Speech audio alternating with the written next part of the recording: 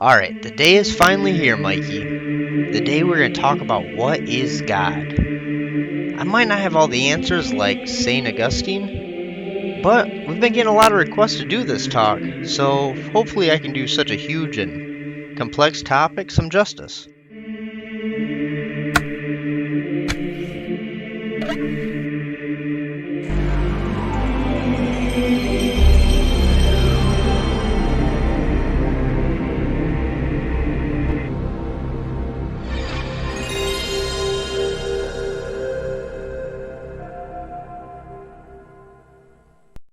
So, a good place to start this talk is what religion is right? Most of them have a god, some have many gods, some no gods, and some worship trees or something or the other. The Jews have Yahweh, the Muslims have Allah, the Greeks have Zeus. Would it be best to grab the book of the true religion, read some pages, and figure out how to describe God and call it a day? Well, unfortunately, son, it's not that simple. Life's deepest question isn't that easy to answer. But there's a guy from a couple thousand years ago who had quite a great answer. The guy that I'm talking about is the Buddha. On his journey, he came across a group of religious leaders who all argue that their own beliefs being the ultimate truth while the others are false. They all spoke passionately about their view while discrediting the others as delusional. To solve this issue, the Buddha told his followers a story of a king who was able to solve this age-old question. The king asked one of his servants to bring all the blind men of his city to him. The servant, following the orders of the king, did as he was requested. Next, the king asked the servant to bring him an elephant. Again, the servant followed the king's orders, brought an elephant to the blind men. These blind men have never seen anything in their life. They were born blind. They have never encountered an elephant either, so this was all very new to them. The king brought one of the blind men to the ears, saying, "Blind man, this is an elephant." He then brought another blind man to the body, saying, "Blind man, this is an elephant." Then he brought a third blind man to the feet, saying again, "Blind man, this is an elephant." He did the same thing with the remaining blind men for the tusk and tail, having them touch a part of the animal and telling them, "Blind man, this is an elephant." After the blind men had some time to figure out what they were touching, the king asked them for their attention. He asked them, "Now that you've had time with the elephant, do you know what it is?" Confidently, the blind men said, "Yes, king, of course we know what an elephant is now." The king responded, "Then tell me, what is an elephant like?" The blind man who felt the ears said, "An elephant's like a basket." The blind man who felt the tusk said, "The elephant's like a plow." The one who felt the body said, "It's like the side of a granary." The one that felt the feet said, "It's like a pillar." After each blind man was done explaining to the king what an elephant was, they all started becoming angry with the other blind men. They thought, how could they be so foolish to not know what I did? I just touched the thing for the last hour. I know exactly what I felt. The others must be delusional if they don't think the elephant is the same thing that I think it is. The king was very happy with the outcome of his experiment. The blind men were all obviously wrong and had no idea what an elephant really was. With only the limited senses, they could not come close to even comprehending what an elephant is. It is a good way to think of religion. The elephant is the one true religion, and we're just a bunch of blind guys arguing about ideas that we'll never fully understand. So then it comes to, what do we know? First, we talked about how none of the modern religions are one true belief system. So does that mean we have no way to know what God is then, right? Well, not exactly, Mikey. Like I said, this is a massive and complex topic. There is no easy answers here. We do know a few humans that knew God as exactly as the way he is. I'm not talking about Muhammad or Jesus or even Buddha. I'm talking about Adam and Eve. I think using the Abrahamic religions is the best way to explain the first man who walked on the planet, so I'm going to use that. They existed there with God in the Garden of Eden. They were there before the original sin, when Adam bit the apple and started this train wreck of progress we call the modern world. They lived and had faith in a primordial religion, or in other words, the first religion. Think about this.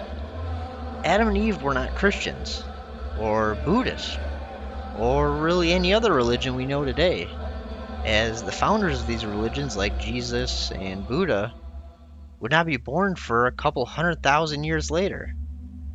So, what did they believe? Well, that's kind of hard to tell, as writing was not discovered yet during their time. So, it's not like Adam left us any notes. We may not have any written scriptures on the original religion, but what we do have is many clues to help us figure it out. Remember when you were playing the telephone game with your friends? You would line up in a row and the first kid would have a sentence he would whisper in the second kid's ear, who would pass it on to the third and to the fourth and so on. By the time it reached the last kid in the line, the sentence would have similarities to the original, but would probably be completely different in meaning. So, for the example, the first kid, say, he said, "I like Mountain Dew and chicken nuggets." By the time it gets to the end, the final kid says, "I climbed a mountain to get some chicken tendies." So, like I said, we have some parts that have the original words, but the meaning is quite off from the original sentence. So now let's imagine this telephone game taking place across tens of thousands of generations of people, telling not just a sentence, but an entire religious doctrine by word of mouth, breaking into multiple tribes across the world, starting with Adam and Eve, all the way to us today. Could it be possible that the religions of today are just the current generation of this game of telephone we've been playing since the start of man? Islam got a lot of its scripture from Christianity. They got a lot of its scripture from Judaism. They got a lot of its inspiration from the Canaan, people who were a lot of inspiration from early religions of the hunters and gatherers of the Middle East. This works outside the Abrahamic religions too, like in Eastern religions, Buddhism is just a branch off of Hinduism. What if we use these religions as clues? We could cross-reference the parts that have things in common, and to double-check their correctness. Like how major religions believe in gender roles, a hierarchy with God at the top, and a sense of virtue. Since there have been so many religions that have come and gone, which one should we use as clues would be the next question. Scientology is a modern religion. Would we count that? How about the New Age movement? Well, the real major religions we will be using all tend to have something that works with human nature. For example, we know Christianity is true based on its ability to create huge, stable societies. We know that Hinduism is true on how long it has been able to withstand the test of time. We know that Islam is true based on its devotion of its followers and their strict following of tradition. That Judaism is true based on their perseverance of overwhelming odds and still come out successful in the end. What does Scientology have? A South Park episode? We can make a pass on that. For New Age, something about middle-aged women and crystals for the last half-century reading Torah cards doesn't seem too legitimate to me either.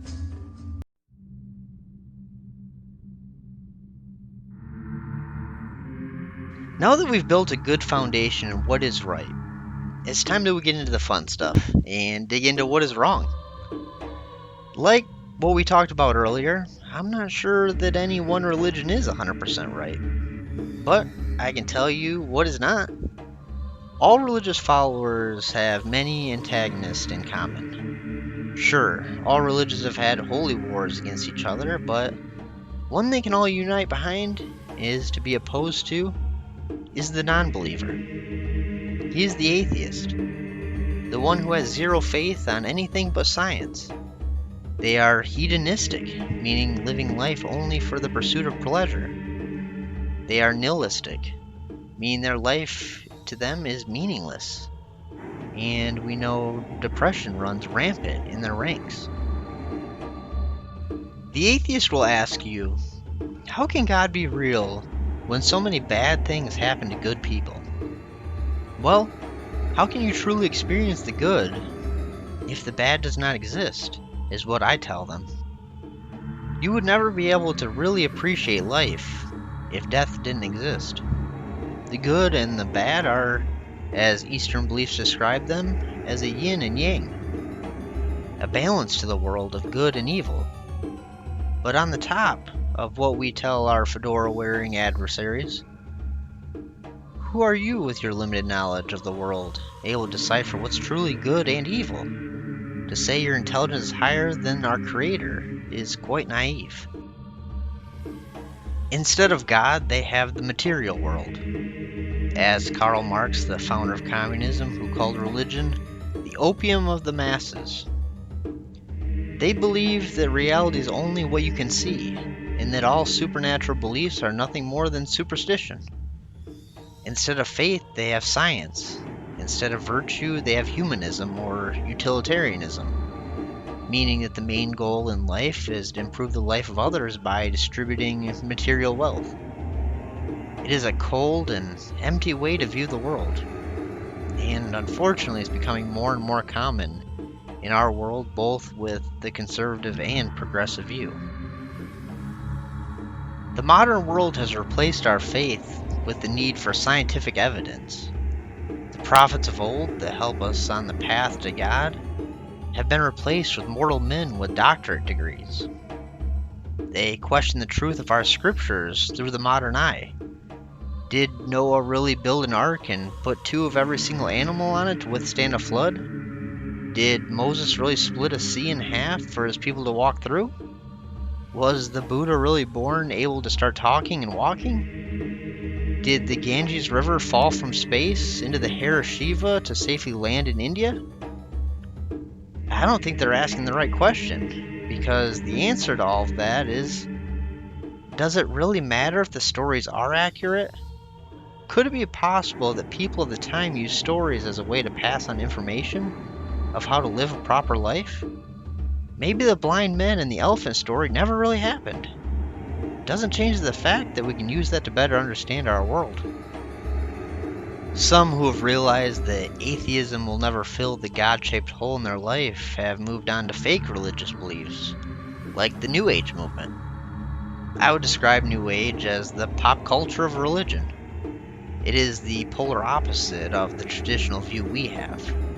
Instead of them using clues to find the true original religion of Adam and Eve, they attempt to grab all the feel-good parts of the world's religions into one hollow, meaningless belief system. They have this belief called universalism, stating that all religions are equal and that you can use any of them to find a path to enlightenment. They are no different than the humanist as described earlier, just with a new spiritual twist, with a sprinkle of Hinduism to give them that ethnic feel, to give them some sort of validation, to stick it to the white patriarchy or some sort of progressive nonsense. To everyone watching, I'm going to break the fourth wall here a bit from Mikey and my conversation and ask the viewers to check out New Age testimonials on YouTube. If you have a son or daughter describing themselves as spiritual, collecting some sort of healing crystals, using tarot cards, or believing in witchcraft of some sort, it may be a good idea to have a talk with them or even have them check out this video. It all seems harmless at first, but the horror stories I was reading while researching the subject are very concerning. But anyways, back to the conversation.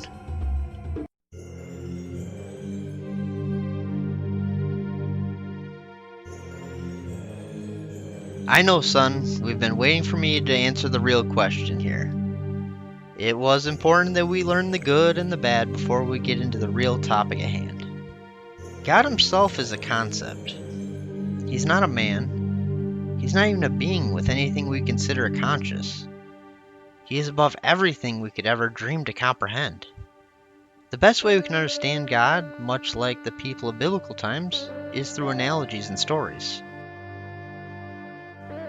So for that analogy, think of this world, the universe as a whole, as a video game. Think of the programmer or team of programmers as God. Before they turned on their computers and started on the project, they were nothing. The game world they were about to make was void of all things. No objects, no physics, no lights, no stories, no characters, nothing. Just an empty void. Once the programmer starts typing is when the creation story starts. Things start to appear out of nothing. The game in itself is made in the programmer's image. It is his thoughts, his ideals, his perception on what is good. Now the game is finished and you pick up the game to start playing. The programmer has left you with a path to follow to complete the game. You did not decide the path you will take. It was the programmer's will on theirs where you'll go. Outside of maybe some cosmetic details, you did not get to decide who you were in the game. That also was the programmer. You may disagree on how the game was designed, but in the end, no matter how much you dislike certain aspects of the game, it is there. And to be successful at it, you must follow the path laid out by the programmer. Much like the programmer in the story, God is the ultimate force that created all things. God is the sculptor of our world, from matter to energy to space and time. All are God's creation. All were made in His image. Instead of game mechanics that were put into the game by the programmer, we have the natural order created by God. Instead of a plot in the game, we have a path to enlightenment. Instead of game walkthrough guides, we have a moral compass. We will never know what God looks like, or why He made us, or even what made Him. But what we do know is what is important, and that is that we need to follow God's will. Once that's understood, you'll realize that all the logic questions that the atheists ask, they mean nothing, and they only stand in the way of completing our only goal in this life.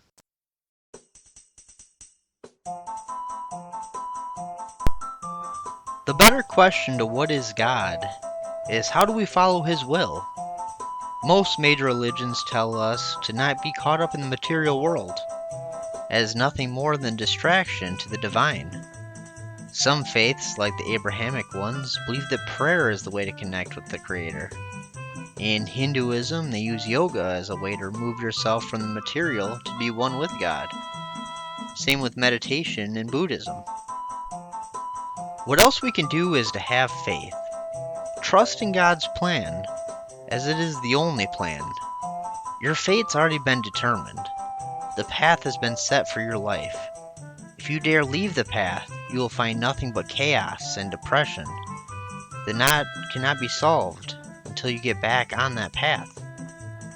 I don't know if that path will lead to something good or bad. It's not up to me to decide what is good or bad, but to let go of my attachment to this world and follow blindly down the path that was laid out for me. We must do our best to be like God. Be a creator of life in your own image. Have many children to pass on your genes. We are no more, no less than a link in the chain that started with Adam and Eve and ends when God decides it's over. To go on without having children is to break that chain and defy God's will. Remember to also pass on your knowledge of this world to your children. The modern idea of my kid will make up their own mind on how the world works is very naive. Your job is to lead them down the right path, because if you don't, media, pop culture, and other material forces will. Practice the natural order. Accept and embrace hierarchy of the world and refuse equality. We must observe that God used evolution to create us, and His work is not done. We must accept that natural selection is God's tool to make living beings. We must see the path that created us to know where we came from and where we're going. As I've said a million times in other videos, might is right. Allow natural gender roles to take shape. God created two genders differently, so we must fit the mold of His creation. Men, do your best to be like Adam. Women, do your best to be like Eve. Avoid sin at all cost, and the ultimate sin is desire. Remember that if God intended you to have something, you'd already have it. To desire is to cause existentialism that leads to emptiness. Also, desire is the root of all other sins. There would be no greed if you did not desire more money. There would be no lying if you didn't desire to fool someone. And there would be no gluttony if you didn't desire to indulge, and so on. Remember, there is no sin before Adam took a bite of the fruit. We are all that stands in our own way. Now I know that's quite a bit to take in, and the crazy thing is we barely even scratched the surface.